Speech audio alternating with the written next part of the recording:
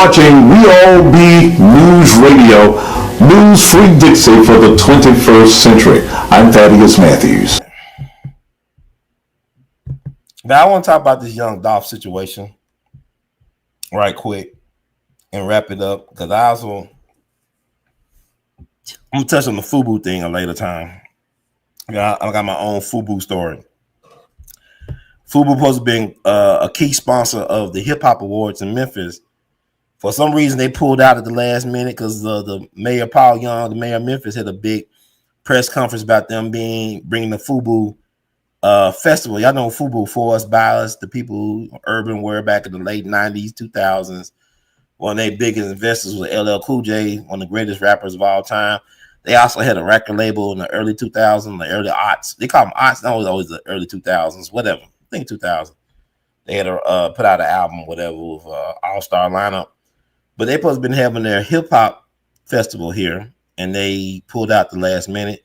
And they had the festival anyway with Little Rounds, used to be on American Idol, hometown Memphis favorite, and Omar Gooding, rapper, actor Omar Gooding, the brother of Cuba Gooding Jr.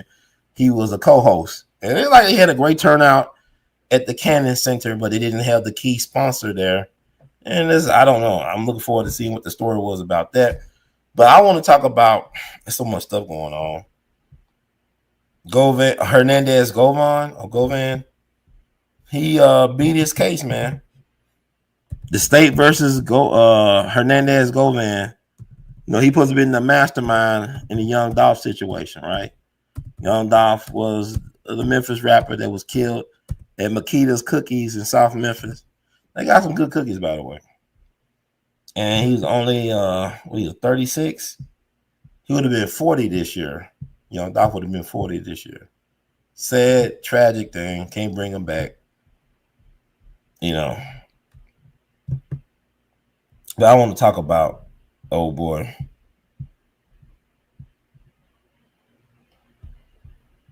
And there's a lot of things, man. There's a lot to unpack. It was surprising for a lot of people that he was able to get off. But the thing about it is, you got to blame the state for not coming stronger with a case for him.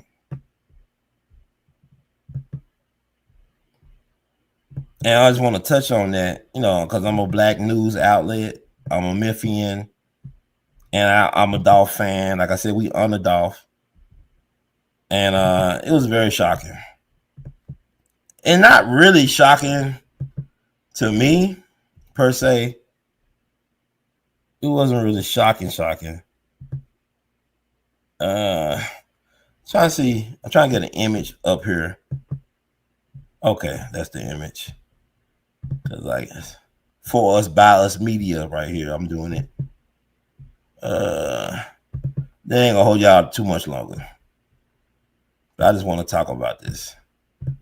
Travesty of justice, huh? Yeah. There's no justice, it's just us, like Richard Pryor said. Ain't no justice, it's just us. But let's talk about us. I found this JPEG. Anyway, yeah, the news came out. He was found not guilty. They actually had a pro bono lawyer, and I'm gonna try to interview this guy. I was impressed, man. He was like a Johnny Cochran throwback. You know, he's from Atlanta, but he made a compelling case for his client. It's like they held him in prison for 9 months. But where was the evidence that he was the mastermind? If he's a mastermind, how come he could not afford his own attorney? The court had to appoint a pro bono attorney for this case for him. So if you're a mastermind, I mean, you should be sitting on some resources, right? You should be always having stuff on motion. And you know, and then Cornelius Smith, the one of the co-killers and, you know, taking Dolph out, he was the state's star witness. This dude is a crackhead, drug addict, whatever. I mean, people don't call me. He's a pillhead, drug addict, dude that took out a man that probably gave him some money to buy his pills or whatever he liked to, you know, partake in. You know, they basically killed the plug, man. You killed the goose that laid the golden egg, man. Dolph was the guy that was the connect for the hood to come up. There was no reason why he should have got killed at the cookie shop on that day in Memphis in November of 2021. It was November 17th, 2021. I'm not looking it up right now. Cause I look at a lot of these podcasters that are not from Memphis. They be getting Memphis wrong, man. It's something that y'all really respect. I'm not gonna call them out because I think they mean well, but they don't know nothing about no Memphis, man. Know nothing about no Memphis. And I'm a Memphian, and I love my city. And even with Dolph getting killed here, it's still a great city. Because, you know, you had Fred Smith, the founder of FedEx. He was a billionaire, a multi-billionaire who lived and died in Memphis. He grew up in Memphis. He lived in Memphis. He actually did live in Memphis. I mean, the city. And he died. He's a billionaire. So you got a lot of black people that got money in Memphis. You got, you know, Memphis, like, y'all talking about it's poverty. But I saw this social media video. Memphis was number 10 as being one of the places with the most black millionaires in the country. Number 1, of course, was Atlanta with 11,000 black millionaires, allegedly black American native millionaire. But Memphis got money. We always had money here. This is a distribution hub of the country. And not just, you know, you think about goods and, you know, you think about church. This is a church mecca. This is a church mecca. You know, this was New Jerusalem. If you was an up-and-coming black preacher, if you could make it in Memphis, you could make it anywhere in the country. You know, Aretha Franklin's father, A.L.L. Franklin, started in Memphis. Aretha was born in South Memphis in Soulsville. That home still stands. But I'm saying Memphis was New Jerusalem. Church of God in Christ. You know, Bishop Charles Mason, born, raised Memphian. You know, Denzel is Kojic. Denzel got that mouthpiece. You know, I think his daddy was Kojic preacher. And he's from Mount Vernon, New York, but Denzel got that mouthpiece. They said Denzel like listen to Memphis rappers. I think Denzel broke bread with Moneybag Yo. I think down in Miami. I guess he was getting ready for this role he did with Spike Lee, whatever. But anyway, he said he listened to Memphis rap. And Memphis, we got that mouthpiece. You know, we have you know, given the world our fair share or its fair share of preachers, pimps, and lawyers. Memphis has produced more than its fair share of preachers, pimps, and lawyers, sometimes all three in one person. And Memphis is like that. Memphis is unique. Memphis is rap. Rap music is a mecca for rap. And I know it's hard for people to believe when people think about New York or L.A. Memphis, I never seen a place that got as many diverse rap styles as Memphis. Even our dancing with the juking. And what people don't know, it was a dude from Memphis that invented crip walking. His name was Crip Hurd. His middle, you know, his name was Crip. He was like a double amputee. I think he got in a train or car accident in Memphis back in the day. And you can look up here. I think his name was Henry Crip Hurd. Let me look him up. I have y'all look him up. Henry Crip Hurd. Yeah, he's from Memphis. He invented the Crip Walk. It wasn't invented by nobody in LA, no disrespect, but it was invented by a dude from Memphis. Double amputee. Look up Henry Crip Hurd on YouTube.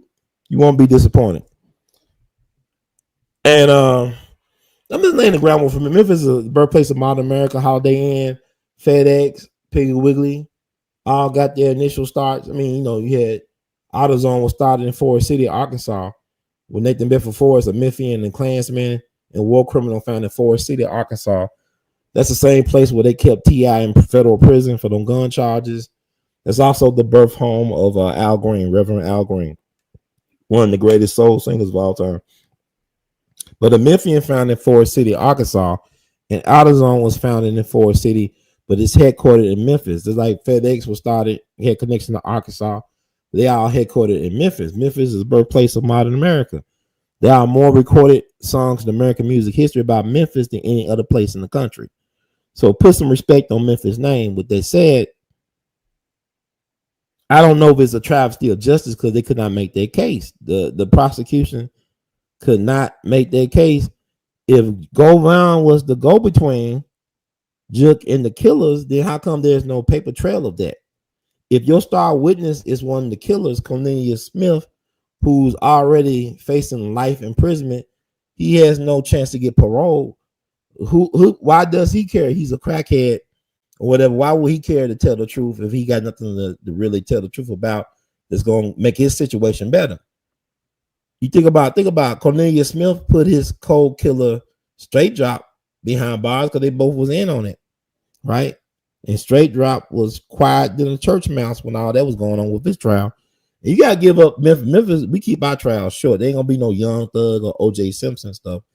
Trials be over in less than a week. All the Young Dolph trials so far, less than a week. You know, even Tyree Nichols, that stuff be less than a week. It's like it's frontier justice or something. Hanging court. But anyway, the reason why this Hernandez Govan character is not in prison right now because they didn't have enough evidence tying him. You can't just have hearsay to throw a person's life away, even if you don't like that person.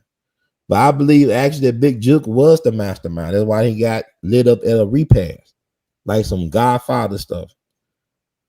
They lit him up. He was the guy. You got to think about it. You know, Dolph, they were friends at one point, like a Biggie and Tupac thing.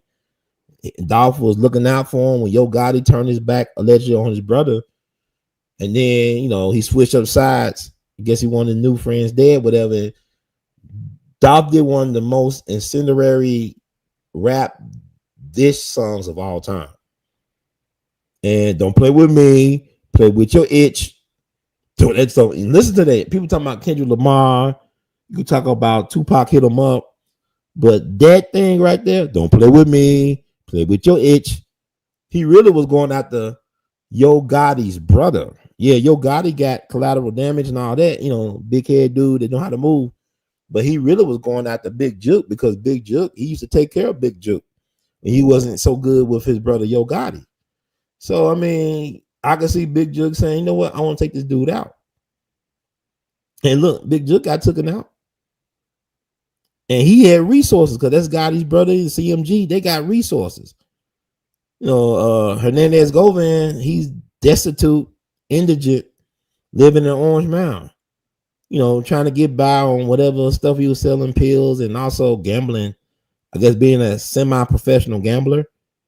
You know, I don't know. I mean, but he was no kingpin.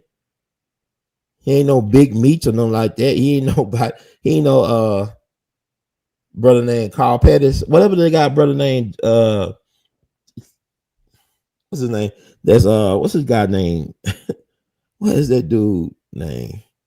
DJ Paul's brother. Carl Pettis used to be with the cartels from Memphis. What's that? Carl Pettis. Let's see. What's Pettis?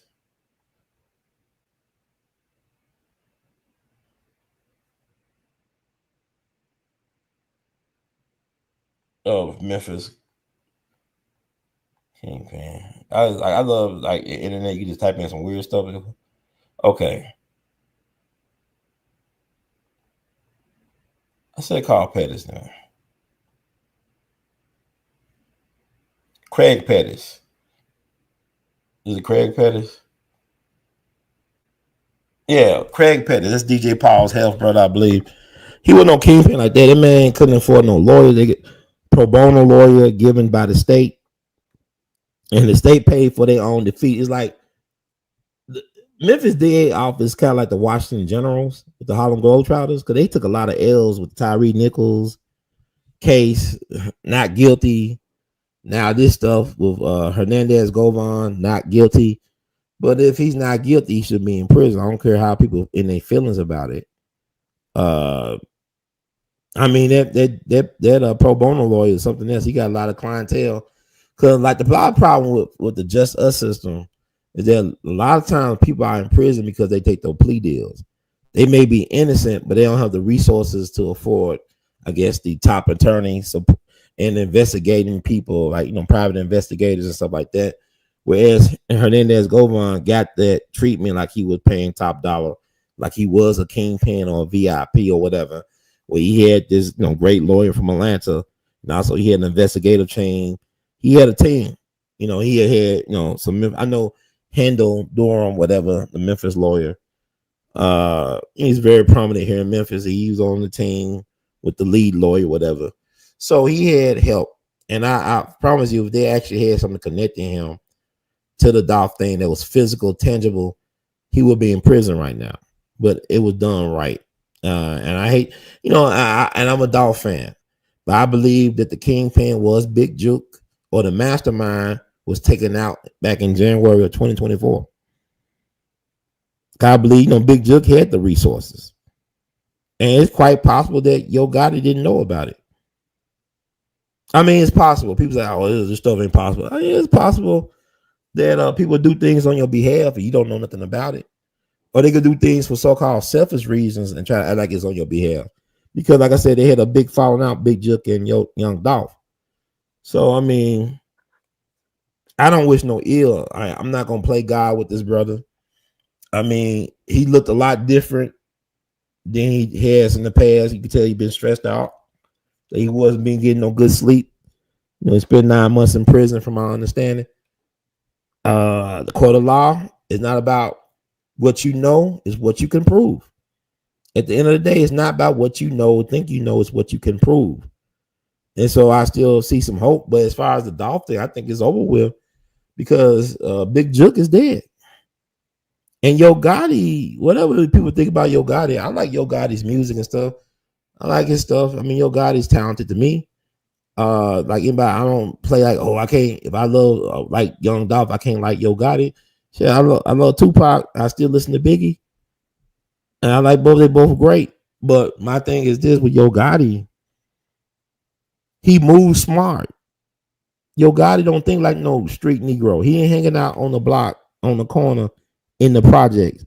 Man, moving. I mean, you got to think about who his wise counsel is. People like Jay-Z, Sean Carter. They got Diddy caught up, but Sean wasn't going. You got to think about Jay-Z move smart, man. Like Dame Dash's son called him the Jew, because he's always thinking so many steps ahead. Jay-Z always aware. He's very aware. He's self-aware. Like when he was on the elevator with Beyonce and Solange, her sister started beating up on him. He knows how he didn't strike her back. Because you remember how that dude, there was a running back for the Baltimore Ravens. He beat up his fiance real bad. Yeah, she was fighting him and he defended himself. But he knocked her out. He cold knocked her out and dragged her out the elevator. The NFL did their investigation and cleared them. But then the video leaked from the casino and it was public outcry. And I thought the NFL was wrong for terminating that man's career, for blackballing him. Because even the girl that got knocked out, his fiance said, it was my fault. I don't want to lose all that money, baby. You know what I'm saying? If she willing to play, I mean, you know what I'm saying? Like, I ain't gonna open a can of worms, but it's just interesting. But with this case, Cornelius Smith has a character problem. Like, he was very nice. This killer was calling people yes, sir, and yes, ma'am on the stand. But he was no Sammy the Bull Gravano. Sammy the Bull was the underboss for John Gotti. You know what I'm saying? He made a deal with them feds because you heard what John Gotti said about him on them tapes. He was John Gotti's underboss. John thought he was being a little bit greedy, taking people out. Said Sammy always taking all these people out.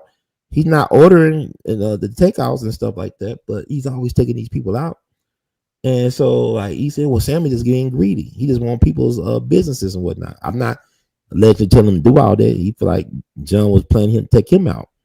So he another double cross by our underboss. So Sammy, he had some of the feds want, and he had daylight because Sammy is out right now making YouTube videos and making his money. And John Gotti been dead since 2002. The government has something to do with that. I don't believe in no natural death.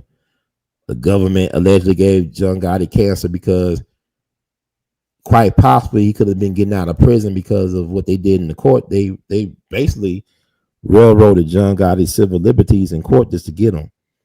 When the law breaks their own laws to get you, is that really being lawful? Is that really being ethical? So in this case, Cornelius Smith, there's no honor among thieves, right? He's a killer. He confessed to killing. His girlfriend say he's a killer. His girlfriend say, he connected with Hernandez Govan, but she probably got a deal too. I don't know. I mean, it's weird. It's just weird. Well, let me read up this summary right quick. I'm going to find a summary right quick. about the case.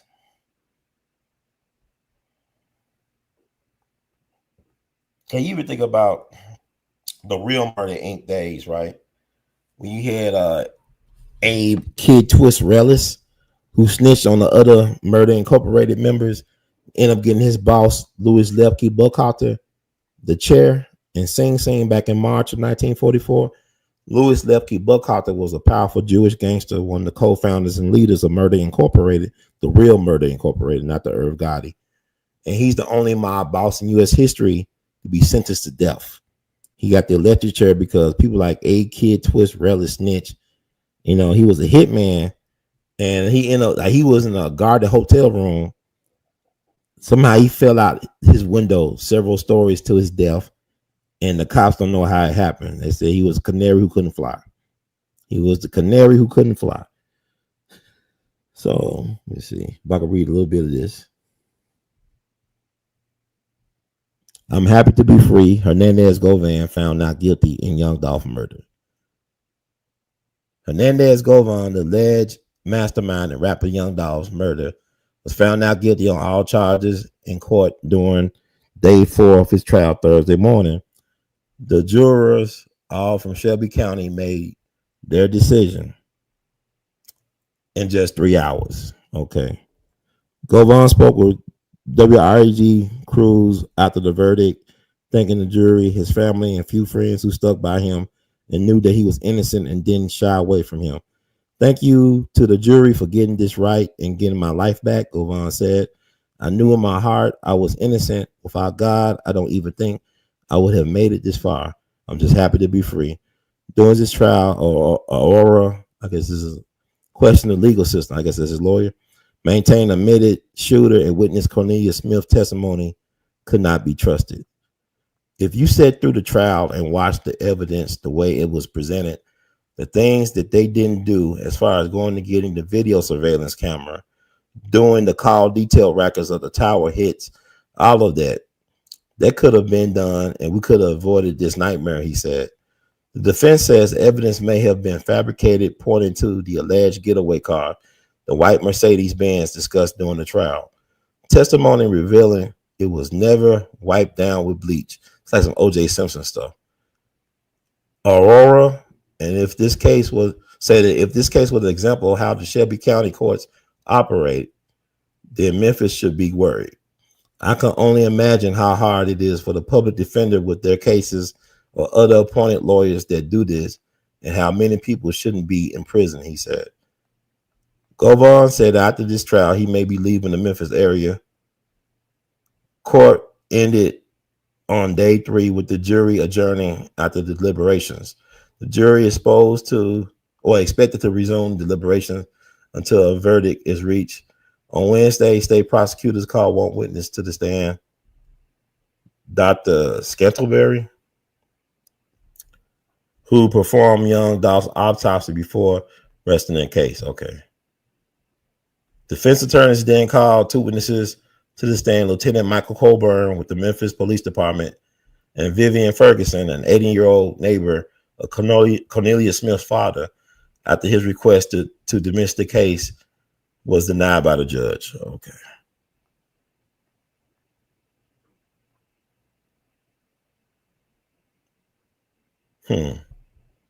So defense rested its case, leading to closing arguments where they said the jury should be embarrassed by the DA for bringing this case before them, and that the whole county should be embarrassed by how things were handled. In rebuttal, Chief Prosecutor of the District Attorney Office, Carla Taylor, told the jury, "Are you kidding me?" and said this case is all about Govan and his choices. After closing arguments, the judge dismissed the jury from the courtroom so they could deliberate. Okay, so that was the best. Are you kidding me? That's the best they could come up against what the guy was saying about it's not justice, it's just us. So there you have it, folks. This is why he's free. Prosecution look like Keystone Cops, and the lead attorney like the second coming of Johnny Cochran. So thank you all for listening, for tuning out to tune in and getting where you fit in. Like the words from Brother Heard, please spread the word. We all be TV too. rumble.com/WeAllBTV. Support the movement. You cash out your support, $R2C2H2, $R2C2H2. The PayPal and your support, R2C2H2 @gmail.com. All that good stuff. Y'all know how to do it. Patreon.com/WeAllB. Until we meet again, this is your friend, Brother Ron. We all be in it to win it. We love you madly. Keep on producing and pushing. One love. Good night.